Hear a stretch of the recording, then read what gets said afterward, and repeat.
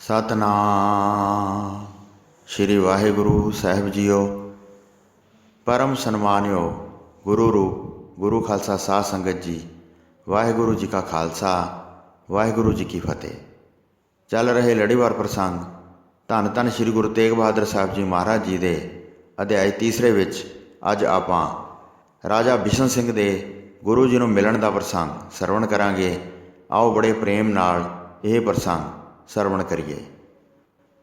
ਸਤਿਗੁਰੂ ਜੀ ਆਪਣੇ ਸੌਣ ਵਾਲੇ ਸਥਾਨ 'ਤੇ ਵਿਸ਼ਰਾਮ ਕਰ ਰਹੇ ਸਨ। ਮਾਤਾ ਗੁਜਰੀ ਜੀ ਨੇ ਆ ਕੇ ਆਪਣੀ ਬੇਨਤੀ ਸੁਣਾਈ। ਹੇ ਪ੍ਰਭੂ ਜੀ, ਤੁਸੀਂ ਤੀਰਥ ਇਸ਼ਨਾਨ ਕਰਨ ਵਾਸਤੇ ਆਏ ਹੋ।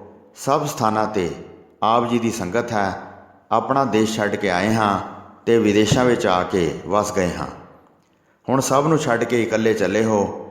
ਇਹ ਤੁਹਾਨੂੰ ਕਿਵੇਂ ਚੰਗਾ ਲੱਗਦਾ ਹੈ? ਇਹ ਗੱਲ ਭਲੀ ਨਹੀਂ ਹੈ। ਆਪ ਵਿਛੜ ਕੇ ਕਿਸੇ ਦੂਰ ਸਥਾਨ 'ਤੇ ਜਾਓਗੇ। ਆਪ ਇਕੱਲੇ ਹੀ ਜਾਣਾ ਚਾਹੁੰਦੇ ਹੋ। ਸਾਰੇ ਦੇਸ਼ ਵਿੱਚ ਤੁਹਾਡਾ ਪ੍ਰਤਾਪ ਹੈ। ਬਹੁਤ ਪ੍ਰੇਮ ਧਾਰ ਕੇ ਤੁਹਾਡੇ ਸੇਵਕ ਬਣਦੇ ਹਨ। ਜਿੱਥੇ ਕਿੱਥੇ ਜੱਗ ਵਿੱਚ ਪੂਜਣਯੋਗ ਹੋ। ਸਭ ਦੇਸ਼ਾਂ ਵਿੱਚ ਜਿੱਥੇ ਵੀ ਜਾਂਦੇ ਹੋ ਬੰਦਨਾ ਕਰਦੇ ਹਨ। ਤੁਹਾਡੇ ਕਰਕੇ ਸਾਨੂੰ ਕੋਈ ਚਿੰਤਾ ਨਹੀਂ ਹੈ। ਆਪ ਜੀ ਨੂੰ ਤਾਂ ਕਿਸੇ ਤਰ੍ਹਾਂ ਵੀ ਚਿੰਤਾ ਹੈ ਹੀ ਨਹੀਂ। ਫਿਰ ਵੀ ਆਪਣੇ ਮਨ ਵਿੱਚ ਵਿਚਾਰ ਕਰੋ। ਵਿਦੇਸ਼ਾਂ ਵਿੱਚ ਇਕੱਲੇ ਚੱਲੇ ਹੋ। ਆਪ ਜੀ ਦੀ ਮਾਤਾ ਜੀ ਤੋਂ ਸੁਣਿਆ ਹੈ, ਜਿਵੇਂ ਤੁਹਾਡੇ ਪਿਤਾ ਜੀ ਨੇ ਕਿਹਾ ਹੈ, ਧਰਮ ਧੁਰੰਦਰ, ਵੱਡੇ ਪ੍ਰਤਾਪ ਵਾਲਾ, ਮਹਾਨ ਸੂਰਵੀਰ, ਵੈਰੀ ਦਾ ਨਾਸ਼ ਕਰਨ ਵਾਲਾ, ਪੂਰਨਮਾਸ਼ੀ ਦੇ ਚੰਦ ਵਾਂਗ ਜੱਗ ਵਿੱਚ ਪ੍ਰਕਾਸ਼ ਕਰਨ ਵਾਲਾ, ਅਜਿਹਾ ਆਪ ਜੀ ਦੇ ਘਰ ਪੁੱਤਰ ਪੈਦਾ ਹੋਵੇਗਾ। ਅਟਲ, ਸਫਲ, ਸ਼ੰਕਾ ਰਹਿਤ, ਜਿਨ੍ਹਾਂ ਸਤਿਗੁਰੂ ਜੀ ਦੇ ਬਚਨ ਹਨ, ਅਜਿਹੇ ਛੇਵੇਂ ਪਾਤਸ਼ਾਹ ਜੀ ਹੋਏ ਹਨ। ਮਾਤਾ ਜੀ ਸਦਾ ਆਪਣੇ ਪੋਤਰੇ ਨੂੰ ਖਿਡਾਉਣਾ ਚਾਹੁੰਦੇ ਹਨ। ਬਹੁਤ ਵਾਰ ਕਹਿ ਕੇ ਉਡੀਕ ਕਰ ਰਹੇ ਹਨ। ਮੇਰੀ ਸੱਸ ਜੀ ਦੀਰਘ ਦ੍ਰਿਸ਼ਟੀ ਅਤੇ ਸ੍ਰੇਸ਼ਟ ਬਿਰਤੀ ਵਾਲੇ ਹਨ। ਉਹ ਜੋ ਵੀ ਮੁਖ ਤੋਂ ਕਹਿੰਦੇ ਹਨ ਪੂਰਾ ਹੁੰਦਾ ਹੈ। ਹੁਣ ਪੁੱਤਰ ਪੈਦਾ ਹੋਣ ਦਾ ਸਮਾਂ ਆ ਗਿਆ ਹੈ ਅਤੇ ਤੁਸੀਂ ਡੇਰਾ ਛੱਡ ਕੇ ਅੱਗੇ ਚੱਲੇ ਹੋ। ਸ਼੍ਰੀ ਗੁਰੂ ਤੇਗ ਬਹਾਦਰ ਜੀ ਨੇ ਇਸ ਤਰ੍ਹਾਂ ਸੁਣ ਕੇ ਆਪਣੇ ਪਿਤਾ ਜੀ ਦੇ ਸਰੂਪ ਦਾ ਧਿਆਨ ਧਾਰਨ ਕੀਤਾ। ਬਹੁਤ ਵੈਰੀਆਂ ਦੇ ਦਮਨ ਕਰਨ ਵਾਲੇ ਅਤੇ ਸ਼ਕਤੀ ਦੇ ਭੰਡਾਰ ਨੂੰ ਹੱਥ ਜੋੜ ਕੇ ਵੰਦਨਾ ਕੀਤੀ ਅਤੇ ਸ਼੍ਰੀ ਗੁਜਰੀ ਜੀ ਨੂੰ ਦਿਲਾਸਾ ਦਿੱਤਾ, ਗੁਰੂ ਜੀ ਦੇ ਬਚਨਾਂ 'ਤੇ ਭਰੋਸਾ ਰੱਖੋ। ਇੱਥੇ ਰਹੋ। ਇੱਥੇ ਗੁਰੂ ਦੀ ਭਾਰੀ ਸੰਗਤ ਹੈ। ਸਭ ਪ੍ਰਕਾਰ ਆਰਾਮ ਦੇ ਨਾਲ ਰਹੋ। ਅਸੀਂ ਕੁਝ ਦਿਨਾਂ ਲਈ ਤੀਰਥਾਂ 'ਤੇ ਜਾ ਰਹੇ ਹਾਂ। ਪੂਰਬੀ ਪਾਸੇ ਦੇ ਦੇਸ਼ ਨੂੰ ਚੰਗੀ ਤਰ੍ਹਾਂ ਵੇਖਾਂਗੇ। ਸੋਢੀ ਕੁਲ ਦੇ ਸ਼੍ਰੋਮਣੀ ਅਵਤਾਰ ਲੈਣ ਵਾਲੇ ਹਨ। ਜਦ ਉਹਨਾਂ ਦਾ ਸਰੀਰ 5 ਸਾਲ ਦਾ ਹੋ ਜਾਏਗਾ, ਫਿਰ ਆਨੰਦ ਨਾਲ ਆਪਣੇ ਦੇਸ਼ ਵਿਖੇ ਚੱਲਾਂਗੇ ਅਤੇ ਸਾਰੇ ਤੀਰਥਾਂ 'ਤੇ ਇਸ਼ਨਾਨ ਕਰਾਂਗੇ। ਕੋਮਲ ਸੁਖਦਾਇਕ ਇਸ ਤਰ੍ਹਾਂ ਦੇ ਬਚਨ ਉਚਾਰਨ ਕੀਤੇ ਅਤੇ ਧੀਰਜ ਦਿੱਤਾ। ਸਾਰੇ ਸੁੱਖ ਪ੍ਰਾਪਤ ਕਰੋ। ਇਹ ਸੁਣ ਕੇ ਸ਼੍ਰੀ ਗੁਜਰੀ ਜੀ ਨੇ ਚੁੱਪ ਧਾਰਨ ਕਰ ਲਈ। ਸਾਰਾ ਜੱਗ ਗੁਰੂ ਜੀ ਦੀ ਮਹਾਨ ਆਗਿਆ ਅਨੁਸਾਰ ਹੈ। ਮਨ ਇੱਛਤ ਫਿਰ ਭੋਜਨ ਛਕਿਆ। ਜਿਨ੍ਹਾਂ ਸ਼੍ਰੀ ਗੁਰੂ ਤੇਗ ਬਹਾਦਰ ਜੀ ਨੇ ਜਗਤ ਵਿੱਚ ਹਿੰਦੂ ਧਰਮ ਨੂੰ ਬਚਾਇਆ ਹੈ। ਸੁੰਦਰ ਕੋਮਲ ਅਤੇ ਦੁੱਧ ਦੀ ਝੱਗ ਵਰਗਾ ਸਫੇਦ ਬਿਸਤਰਾ ਵਿਛਿਆ ਸੀ, ਜਿਹੜਾ ਬੜਾ ਸੁੱਖ ਦੇਣ ਵਾਲਾ ਸੀ। ਇਸ ਤਰ੍ਹਾਂ ਦੇ ਪਲੰਘ ਦੇ ਉੱਤੇ ਆ ਕੇ ਲੇਟ ਗਏ। ਮੁਕਤੀ ਦਾਤੇ ਗੁਰੂ ਜੀ ਦੀ ਆਤਮਾ ਸ਼ਾਂਤ ਸੀ। ਰਾਤ ਨੂੰ ਆਰਾਮ ਦੇ ਨਾਲ ਸੁੱਤੇ ਅਤੇ 3 ਪਹਿਰ ਰਾਤ ਬਤੀਤ ਕੀਤੀ। ਫਿਰ ਉਸ ਸਮੇਂ ਜਾ ਕੇ ਵਿਧੀ ਅਨੁਸਾਰ ਨਿੱਤ ਦੀ ਕਿਰਿਆ ਕੀਤੀ ਅਤੇ ਫਿਰ ਇਸ਼ਨਾਨ ਕਰਕੇ ਆਪਣੇ ਆਸਣ 'ਤੇ ਬੈਠ ਗਏ ਅਤੇ ਆਪਣੇ ਸਰੂਪ ਵਿੱਚ ਧਿਆਨ ਲਾ ਲਿਆ। ਸਵੇਰ ਹੋਣ 'ਤੇ ਦੀਵਾਨ ਲਾਇਆ ਅਤੇ ਸੰਗਤ ਵਿੱਚ ਮਹਾਨ ਸ਼ੋਭਾ ਪਾਈ, ਜਿਵੇਂ ਸਮੂਹ ਤਾਰਿਆਂ ਦੇ ਪਰਿਵਾਰ ਨੂੰ ਚੰਦਰਮਾ ਆਨੰਦ ਦੇ ਰਹੇ ਹੋਣ। ਇੱਕ ਦੂਤ ਜੋਧਪੁਰ ਤੋਂ ਚੱਲ ਕੇ ਆਇਆ ਅਤੇ ਉਸਨੇ ਆ ਕੇ ਉਪਹਾਰ ਅਰਪਣ ਕਰਕੇ ਸੀਸ ਨਿਵਾਇਆ। ਆਗਿਆ ਪਾ ਕੇ ਸਭਾ ਵਿੱਚ ਬੈਠ ਗਿਆ। ਫਿਰ ਉਸਨੇ ਹੱਥ ਜੋੜ ਕੇ ਬੇਨਤੀ ਕੀਤੀ। ਬਿਸ਼ਨ ਸਿੰਘ ਇੱਕ ਵੱਡਾ ਰਾਜਾ ਹੈ। ਉਸਨੇ ਆਪ ਜੀ ਦੇ ਚਰਨਾਂ 'ਤੇ ਮੱਥਾ ਟੇਕਿਆ ਹੈ। ਬਹੁਤ ਪ੍ਰੇਮ ਨਾਲ ਬੇਨਤੀ ਕੀਤੀ ਹੈ। ਉਸਨੇ ਤੁਹਾਡੀ ਮਹਾਨ ਕੀਰਤੀ ਸੁਣੀ ਹੈ। ਸ਼ਰਨ ਪਏ ਦੇ ਸਹਾਇਕ ਬਣੋ। ਤੁਸੀਂ ਆਪਣੇ ਦਾਸਾਂ ਦੇ ਅਨੇਕਾਂ ਵਿਘਨਾਂ ਨੂੰ ਦੂਰ ਕਰਨ ਵਾਲੇ ਹੋ। ਮਹਾਨ ਕਸ਼ਟ ਤੋਂ ਮੇਰਾ ਉਧਾਰ ਕਰੋ। ਹੇ ਦੀਨ ਬੰਧੂ, ਆਪਣਾ ਬਿਰਧ ਸੰਭਾਲੋ। ਕਾਮਰੂਪ ਦੇਸ਼ ਨੂੰ ਜਿੱਤਣ ਲਈ ਜੰਗ ਕਰਨ ਜਾ ਰਿਹਾ ਹਾਂ। ਤੁਰਕ ਬਾਦਸ਼ਾਹ ਸਾਡੇ ਵਾਸਤੇ ਮਹਾਬਲਵਾਨ ਹੈ। ਉਸ ਦੇਸ਼ ਨਾਲ ਜੰਗ ਕਰਨੀ ਕਿਸੇ ਤਰ੍ਹਾਂ ਵੀ ਯੋਗ ਨਹੀਂ ਬਣਦੀ ਹੈ, ਕਿਉਂਕਿ ਉਹ ਅਨੇਕਾਂ ਵਿਧੀਆਂ ਦੇ ਮੰਤਰ ਪੜ੍ਹਦੇ ਹਨ। ਉੱਥੇ ਮੇਰੇ ਦਾਦਾ ਜੀ ਮਾਰੇ ਗਏ ਹਨ। ਸੈਨਿਕ ਸ਼ਕਤੀ ਸਹਿਤ ਮਹਾਨ ਪ੍ਰਤਾਪ ਵਾਲੇ ਸਨ। ਮੈਂ ਆਪ ਜੀ ਨੂੰ ਨਾਲ ਲੈ ਕੇ ਸੈਨਾ ਸਹਿਤ ਉਹਨਾਂ ਨਾਲ ਜੰਗ ਕਰਾਂਗਾ। ਤੁਹਾਡੇ ਚਰਨ ਕਮਲਾਂ ਨੂੰ ਜਹਾਜ਼ ਬਣਾ ਕੇ ਜੰਗ ਰੂਪੀ ਸਮੁੰਦਰ ਨੂੰ ਤਰ ਜਾਵਾਂਗਾ। ਮੇਰੀ ਲਾਜ ਰੱਖੋ। ਤੁਹਾਡੇ ਪਿਤਾ ਜੀ ਦਾ ਮਹਾਨ ਜਸ ਜੱਗ ਵਿੱਚ ਹਰ ਥਾਂ ਸੁਣਿਆ ਜਾਂਦਾ ਹੈ। ਆਪ ਜੀ ਨੂੰ ਪਰਉਪਕਾਰੀ ਸਮਝਿਆ ਹੈ।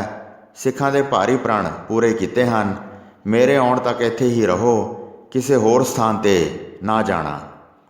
ਮੈਂ ਕੋਈ ਦੇਰ ਨਹੀਂ ਲਾਵਾਂਗਾ। ਮੈਨੂੰ ਆਇਆ ਹੀ ਸਮਝੋ, ਮੈਨੂੰ ਆਪਣੇ ਨਾਲ ਲੈ ਚੱਲੋ। ਗੁਰੂ ਜੀ ਦੂਤ ਪਾਸੋਂ ਬੇਨਤੀ ਸੁਣ ਕੇ ਪ੍ਰਸੰਨ ਹੋ ਗਏ ਅਤੇ ਸਾਰੇ ਪ੍ਰਸੰਗ ਬਾਰੇ ਦੂਤ ਪਾਸੋਂ ਪੁੱਛਿਆ। 11 ਦਿਨ ਪਟਨੇ ਵਿੱਚ ਠਹਿਰੇ ਅਤੇ ਫਿਰ ਰਾਜਾ ਬਹੁਤ ਛੇਤੀ ਪਹੁੰਚ ਗਿਆ। ਉਸ ਦੇ ਨਾਲ ਬਹੁਤ ਉਮਰਾਵ ਸਨ। ਬਹੁਤ ਵੱਡਾ ਲਸ਼ਕਰ ਸੀ, ਮਾਨੋ ਮਹਾਨ ਦਰਿਆ ਹੋਵੇ। ਸਾਰੀ ਸੈਨਾ ਨੇ ਪਟਨੇ ਨਗਰ ਵਿੱਚ ਆ ਕੇ ਉਤਾਰਾ ਕੀਤਾ। ਬਹੁਤ ਨਗਾਰੇ ਉੱਚੀ ਉੱਚੀ ਵੱਜ ਰਹੇ ਸਨ। ਝੰਡੇ ਅਤੇ ਅਨੇਕਾਂ ਨਿਸ਼ਾਨ ਗੱਡੇ ਸਨ। ਬਹੁਤ ਹਾਥੀ ਅਤੇ ਬਲਵਾਨ ਘੋੜੇ ਸਨ। ਬਹੁਮੁੱਲੇ ਊਂਠ ਇਕੱਠੇ ਕੀਤੇ ਸਨ। ਸ਼ਾਮਿਆਨੇ ਅਤੇ ਤੰਬੂ ਬਹੁਤ ਲਾਏ ਸਨ। ਗੁਰੂ ਜੀ ਬਾਰੇ ਉਹਨਾਂ ਨੂੰ ਖਬਰ ਮਿਲੀ ਕਿ ਨਗਰ ਵਿੱਚ ਹੀ ਹਨ। ਰਾਜਾ ਬਹੁਤ ਪ੍ਰਸੰਨ ਹੋਇਆ ਅਤੇ ਚਿੱਤ ਦੀ ਚਿੰਤਾ ਨਾਸ਼ ਕਰ ਲਈ। ਫਿਰ ਉਹ ਦੂਤ ਰਾਜੇ ਦੇ ਪਾਸ ਗਿਆ ਅਤੇ ਸਾਰੀ ਗੱਲ ਸੁਣਾਈ। ਤੁਹਾਡੇ ਭਾਗਾਂ ਕਰਕੇ ਗੁਰੂ ਜੀ ਇੱਧਰ ਆਏ ਹਨ। ਉਹਨਾਂ ਨੇ ਬੜੇ ਪ੍ਰੇਮ ਸਹਿਤ ਤੁਹਾਡੀ ਬੇਨਤੀ ਸੁਣੀ ਹੈ ਅਤੇ ਕਿਤੇ ਗਏ ਨਹੀਂ ਹਨ। ਸਭ ਗਿਣਤੀਆਂ ਛੱਡ ਕੇ ਇੱਥੇ ਹੀ ਟਿਕੇ ਹਨ, ਨਹੀਂ ਤਾਂ ਅੱਗੇ ਜਾਣਾ ਚਾਹੁੰਦੇ ਸਨ। ਮੇਰੇ ਪਾਸੋਂ ਸੁਣ ਕੇ ਬਹੁਤ ਕਿਰਪਾ ਧਾਰਨ ਕੀਤੀ ਹੈ। ਦਿਨ ਦੇ ਪਿਛਲੇ ਪਹਿਰ ਮੈਨੂੰ ਮਿਲੇ ਸਨ। ਆਪਣੀ ਭਾਵਨਾ ਪੂਰੀ ਕਰੋ, ਤੁਹਾਡਾ ਭਲਾ ਹੋਵੇਗਾ। ਜਗਤ ਗੁਰੂ ਜੀ ਨੂੰ ਆਪਣੇ ਨਾਲ ਸਹਿਮਤ ਸੁਣ ਕੇ ਬਿਸ਼ਨ ਸਿੰਘ ਬਹੁਤ ਪ੍ਰਸੰਨ ਹੋਇਆ।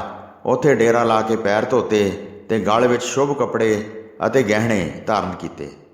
ਢਾਲ ਤਲਵਾਰ ਨੂੰ ਸਰੀਰ ਨਾਲ ਸਜਾਇਆ ਅਤੇ ਸਾਰੇ ਉਪਹਾਰ ਲੈ ਲਏ। ਨਾਲ ਜਿਹੜੇ ਸੂਰਬੀਰ ਸਨ ਉਹਨਾਂ ਸਭ ਨੇ ਸ਼ਸਤਰ ਧਾਰਨ ਕੀਤੇ ਹੋਏ ਸਨ। ਜੁੱਤੀ ਉਤਾਰ ਕੇ ਨੰਗੇ ਪੈਰੀ ਹੀ ਗੁਰੂ ਜੀ ਵੱਲ ਚੱਲ ਪਿਆ। ਆਦਰ ਵਾਸਤੇ ਜਿਹੜਾ ਰਸਤੇ ਵਿੱਚ ਕੱਪੜਾ ਵਿਛਾਇਆ ਹੋਇਆ ਸੀ ਉਸ ਨੂੰ ਰਾਜੇ ਨੇ ਕਹਿ ਕੇ ਚੁਕਵਾ ਦਿੱਤਾ। ਦੂਰ ਤੋਂ ਹੀ ਕਿਰਪਾਲੂ ਗੁਰੂ ਜੀ ਦਾ ਸਰੂਪ ਵੇਖ ਕੇ ਹੱਥ ਜੋੜ ਕੇ ਮੱਥਾ ਨਿਵਾਇਆ। ਸ਼ਰਨ ਸ਼ਰਨ ਮੁਖ ਤੋਂ ਬੋਲਦਾ ਸੀ ਅਤੇ ਚਰਨਾਂ 'ਤੇ ਸਿਰ ਧਰ ਕੇ ਬੰਦਨਾ ਕੀਤੀ। ਮੈਂ ਆਪ ਜੀ ਦੇ ਦਰਬਾਰ ਵਿੱਚ ਆਪ ਜੀ ਦਾ ਦਾਸ ਪਿਆ ਹਾਂ। ਹੱਥ ਪਸਾਰ ਕੇ ਮੇਰੀ ਬਾਂਹ ਫੜੋ। ਫਿਰ ਸਤਿਗੁਰੂ ਜੀ ਨੇ ਧੀਰਜ ਦੇ ਕੇ ਬਿਠਾਇਆ। ਗੁਰੂ ਘਰ ਤੋਂ ਸਿੱਖ ਸਭ ਕੁਝ ਪਾਉਂਦੇ ਹਨ। ਕਾਮਰੂਪ ਦੇਸ਼ ਉੱਤੇ ਵਿਜੇ ਪਾਓਗੇ ਅਤੇ ਵੱਡਾ ਜਸ ਪ੍ਰਾਪਤ ਕਰਕੇ ਵਾਪਸ ਆਓਗੇ। ਜਗਤ ਵਿੱਚ ਐਸਾ ਕੋਈ ਕਾਰਜ ਨਹੀਂ ਹੈ ਜਿਹੜਾ ਸਤਿਗੁਰੂ ਜੀ ਪਾਸੋਂ ਪੂਰਾ ਨਾ ਹੋਵੇ। ਮਨ ਵਿੱਚ ਨਿਸ਼ਚਾ ਧਾਰ ਕੇ ਚਿੰਤਾ ਦੂਰ ਕਰੋ। ਸ਼੍ਰੀ ਗੁਰੂ ਨਾਨਕ ਦੇਵ ਜੀ ਦੇ ਨਾਮ ਦਾ ਸਿਮਰਨ ਕਰੋ। ਕੜਾਹ ਪ੍ਰਸ਼ਾਦ ਤਿਆਰ ਕਰਵਾਓ ਅਤੇ ਸਿੱਖ ਸੰਗਤ ਵਿੱਚ ਵਰਤਾ ਦਿਓ। ਜੋ ਵੀ ਕਾਮਨਾ ਮਨ ਵਿੱਚ ਕਰਦੇ ਹੋ, ਦੇਸ਼ ਕਾਮਰੂਪ ਉੱਤੇ ਤੁਹਾਡੀ ਜਿੱਤ ਹੋਵੇਗੀ। ਸਤਿਗੁਰੂ ਜੀ ਦਾ ਸਿਮਰਨ ਕਰੋ, ਉਹ ਤੁਹਾਡੀ ਕਾਮਨਾ ਪੂਰੀ ਕਰਨਗੇ ਅਤੇ ਹਿਰਦੇ ਵਿੱਚੋਂ ਸਾਰੇ ਸ਼ੰਕੇ ਕੱਢ ਦਿਓ। ਹੱਥ ਜੋੜ ਕੇ ਰਾਜਾ ਬੋਲਿਆ, ਮੈਨੂੰ ਭਰੋਸਾ ਦੇਣ ਵਾਸਤੇ ਤੁਸੀਂ ਪੂਰਬ ਵੱਲ ਆਏ ਹੋ। ਜਦ ਤੁਹਾਡੇ ਪਰਉਪਕਾਰੀ ਸੁਭਾਅ ਬਾਰੇ ਸੁਣਿਆ ਹੈ ਤਾਂ ਤੁਹਾਡੀ ਸ਼ਰਨ ਵਿੱਚ ਪੈਣਾ ਚਾਹਿਆ ਹੈ। ਜੰਗ ਦੇ ਬਹਾਨੇ ਮੇਰੇ ਭਾਗ ਜਾਗੇ ਹਨ, ਜਿਸ ਕਰਕੇ ਗੁਰੂ ਜੀ ਦੇ ਚਰਨਾਂ ਨਾਲ ਪ੍ਰੇਮ ਹੋਇਆ ਹੈ। ਰਾਜਾ ਇਸ ਤਰ੍ਹਾਂ ਗੱਲਾਂ ਕਰਕੇ ਫਿਰ ਗੁਰੂ ਜੀ ਦੇ ਵੱਲ ਵੇਖ ਕੇ ਅੱਖਾਂ ਠੰਡੀਆਂ ਕਰਕੇ ਅਤੇ ਬੰਦਨਾ ਕਰਕੇ ਆਪਣੇ ਡੇਰੇ ਵੱਲ ਚਲਾ ਗਿਆ। ਉੱਥੇ ਜਾ ਕੇ ਅਤ ਉਤਸਵ ਅਤੇ ਆਨੰਦ ਮੰਗਲ ਕੀਤਾ। ਵੱਡੀਆਂ ਤੋਪਾਂ, ਛੋਟੀਆਂ ਤੋਪਾਂ, ਬੰਦੂਕਾਂ, ਜਮੂਰੇ ਅਤੇ ਸ਼ਲਖਾਂ ਚਲਾਉਣ ਦੀ ਆਵਾਜ਼ ਦੂਰ ਤੱਕ ਸੁਣਾਈ ਦਿੱਤੀ। ਸਾਰੇ ਪਟਨੇ ਵਾਸੀ ਮਨੁੱਖ ਸਤਿਗੁਰੂ ਜੀ ਦੀ ਕੀਰਤੀ ਦਾ ਪ੍ਰਕਾਸ਼ ਕਰਦੇ ਸਨ। ਪਟਨੇ ਵਾਸੀ ਰਾਜੇ ਦੇ ਪ੍ਰਸੰਗ ਨੂੰ ਕਹਿ ਕੇ ਸੁਣਾਉਂਦੇ ਸਨ। ਗੁਰੂ ਜੀ ਕਾਮਰੂਪ ਦੇਸ਼ ਵਿੱਚ ਹੁਣ ਇਹਨਾਂ ਦੇ ਨਾਲ ਜਾਣਗੇ। ਸਤਿਗੁਰੂ ਜੀ ਅੱਗੇ ਜਾਣ ਵਾਸਤੇ ਤਿਆਰ ਹੋਏ ਸਨ। ਇਹ ਹਿਰਦੇ ਵਿੱਚ ਡਰ ਧਾਰ ਕੇ ਸ਼ਰਨ ਆਏ ਹਨ। ਰਾਜੇ ਦਾ ਵਡੇਰਾ ਜਿਹੜਾ ਰਾਜਾ ਮਾਨ ਸਿੰਘ ਸੀ, ਉਹ ਉਸੇ ਦੇਸ਼ ਵਿੱਚ ਮਾਰਿਆ ਗਿਆ ਸੀ। ਮੰਤਰਾਂ ਦਾ ਬਹੁਤ ਵੱਡਾ ਡਰ ਮੰਨ ਕੇ ਗੁਰੂ ਜੀ ਦਾ ਆਸਰਾ ਲੈ ਕੇ ਜਾਣਾ ਚਾਹੁੰਦਾ ਹੈ। ਬਿਸ਼ਨ ਸਿੰਘ ਨੇ ਬਹੁਤ ਕੜਾਹ ਪ੍ਰਸ਼ਾਦ ਤਿਆਰ ਕਰਵਾਇਆ ਅਤੇ ਸਾਰੀ ਸੰਗਤ ਵਿੱਚ ਵਰਤਾ ਦਿੱਤਾ। ਫਿਰ ਉਸਨੇ ਸਤਿਗੁਰੂ ਜੀ ਦੇ ਚਰਨ ਕਮਲਾਂ ਦੀ ਪਹੁਲ ਲਈ ਅਤੇ ਗੁਰੂ ਜੀ ਦਾ ਸਿੱਖ ਬਣ ਕੇ ਨਿਹਾਲ ਹੋ ਗਿਆ। ਫਿਰ ਰਾਜਾ ਸ਼੍ਰੀ ਗੁਰੂ ਤੇਗ ਬਹਾਦਰ ਜੀ ਦੀ ਆਗਿਆ ਅਨੁਸਾਰ ਹੋ ਗਿਆ। ਅੱਗੇ ਕੂਚ ਕਰਨਾ ਚਾਹੁੰਦਾ ਸੀ। ਫੌਜ ਸਹਿਤ ਨਗਰ ਦੇ ਪਾਸ ਡੇਰਾ ਲਾਇਆ ਹੋਇਆ ਸੀ। ਸਾਧ ਸੰਗਤ ਜੀ, ਇੱਥੇ 12ਵੀਂ ਰਾਸ ਦਾ ਤੀਸਰਾ ਅਧਿਆਇ ਸਮਾਪਤ ਹੁੰਦਾ ਹੈ ਜੀ। ਪ੍ਰਸੰਗ ਸੁਣਾਉਂਦੇ ਹੋਈਆਂ ਅਨੇਕ ਭੁੱਲਾਂ ਚੁੱਕਾਂ ਦੀ ਖਿਮਾ ਬਖਸ਼ਣੀ ਜੀ। ਵਾਹਿਗੁਰੂ ਜੀ ਕਾ ਖਾਲਸਾ, ਵਾਹਿਗੁਰੂ ਜੀ ਕੀ ਫਤਿਹ।